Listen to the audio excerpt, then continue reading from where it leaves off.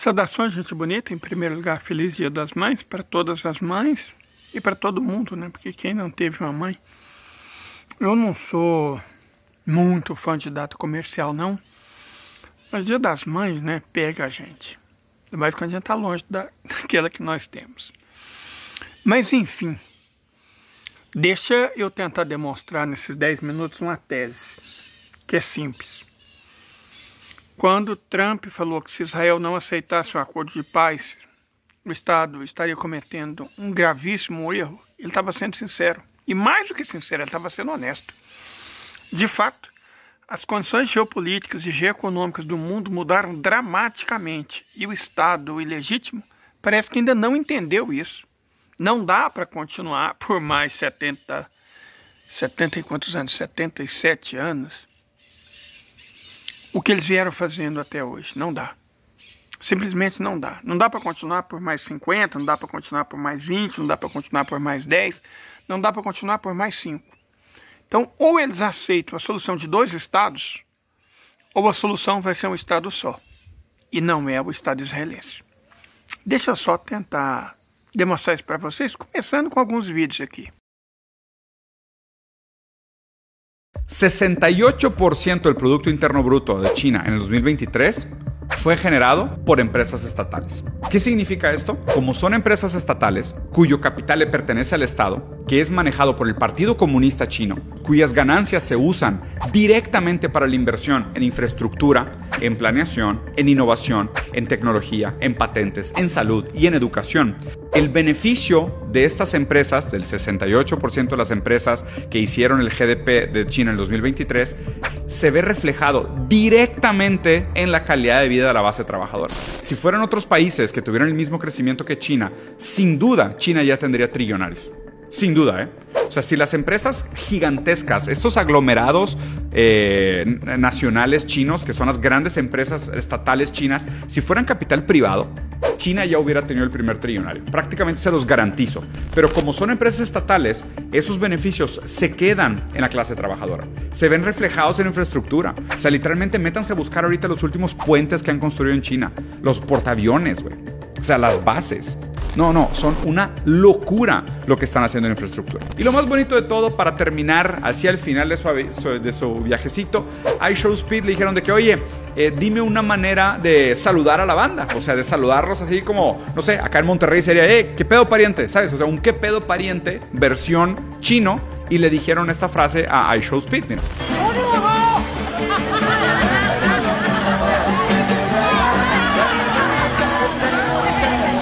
¿Cómo? Tongzien Mahao, que significa hola camaradas, que es un saludo directamente comunista.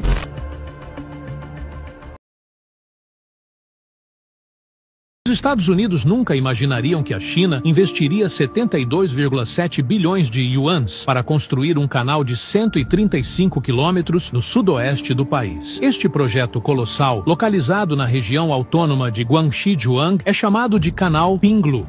Ele se estende de Hangzhou a Nanning, atravessando a montanha Ling de Qingzhou e desemboca no Golfo de Beibu. Capaz de acomodar navios de até 5.000 toneladas, este canal deverá economizar mais de 6 bilhões de yuans por ano nos custos de transporte para o corredor terrestre e marítimo do oeste. O canal Pinglu estimulará a economia de Guangxi e melhorará significativamente as capacidades de transporte e envio das regiões sudoeste e noroeste da China. Além disso, fortalecerá o comércio com os países do Sudeste Asiático, promovendo o desenvolvimento da Zona de Livre Comércio da ASEAN. Um projeto dessa magnitude promete benefícios econômicos e logísticos. Trenes lentos, estaciones antiguas, esperas eternas. Así viaja a Estados Unidos. Pero en China, 392 kilómetros por hora sin temblar un vaso. Vagones silenciosos. Infraestructura futurista y trenes que parecen volar. Esto no es una comparación, es una humillación tecnológica. I currently have 3 months worth of inventory sitting at my factory that I cannot bring to the US. I have maybe 2 months worth left in my warehouse in Minnesota, and when that's gone, I have no more revenue. I cannot pay my employees. I cannot pay my bills. I cannot pay the loans, which I have leveraged my house against, so we could lose our house. I do not have the $230,000 that were just immediately dropped in front of me to get my products into the U.S. So I am asking, begging, for support from both sides of both parties to support our small businesses and get rid of these tariffs on U.S.-owned small businesses.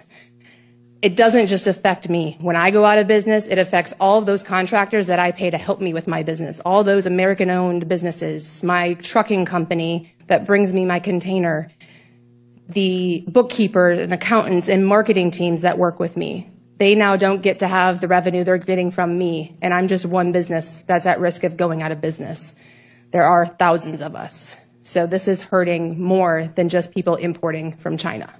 I think that one of the things that drives me the most crazy about this is that we have big companies like Apple who have a connection in the White House. They know who to call. They have the wherewithal to give $1 million to President Trump's inauguration ceremony. They get seated right up there on the dais on Inauguration Day when the people standing with us today have no capacity to accomplish that. And what happens? Apple gets a carve out and these guys are left holding the bag. And that is wrong and we cannot put up with it.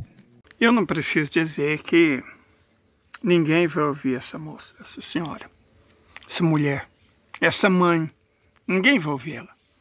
Nem o Partido Democrata, nem o Partido Republicano. E, como ela mesma previu, o negócio dela vai quebrar e ela vai perder a casa. Isso são os Estados Unidos, mas mais do que isso, serem os Estados Unidos, isso é o capitalismo.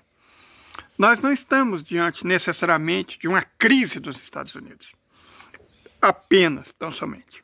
É uma crise do sistema capitalista. Uma crise profunda. Profunda. Sistêmica e que não tem como ser solucionada porque o capitalismo é em si o problema. O capitalismo funciona como uma bicicleta que só permanece de pé se tiver em movimento. Significa que se o capitalismo não puder roubar alguém, expropriar alguém, escravizar alguém, fazer genocídio e as coisas que o sistema capitalista normalmente tem feito no mundo inteiro, ele não tem como prosseguir. Então, a partir do momento em que não é uma potência capitalista a dominante no mundo, o capitalismo não tem chance. O capitalismo nunca foi mais eficiente. O capitalismo é mais perverso. O capitalismo nunca conseguiu prosperidade para muitos poucos. O capitalismo, de modo geral, produz escassez. Tanto que a maior parte das pessoas num sistema capitalista é pobre. Ou vai se tornar. Os Estados Unidos vão aprender isso da pior maneira possível. E a Europa também. Funcionou para eles, europeus e norte-americanos, enquanto os explorados eram os asiáticos, os latino-americanos, os africanos. Só que agora a coisa está ficando diferente. Agora a coisa vai ficar muito diferente. Mas, Leider, você estava falando especificamente sobre o Estado ilegítimo. Sobre a proposta, quase uma oferta do Trump. Aceite esse acordo de paz, uma solução de 2 estados, deixando subentendido antes que ele fique sem estado algum. Primeiro, vou mostrar rapidamente.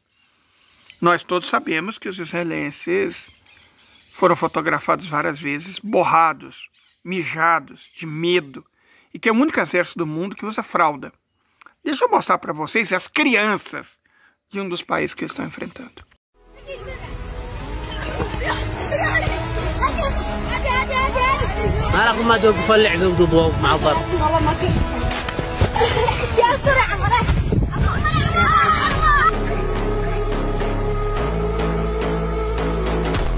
O vídeo é autoexplicativo, sabe? E além disso, você tem a superioridade econômica, superioridade militar, superioridade moral. A China, recentemente, ontem mesmo, passou em cima do Estado ilegítimo e descarregou a ajuda humanitária, sem pedir licença para Israel. O que Israel fez? Nada. Israel é corajoso com mulheres, com crianças, jornalistas, médicos.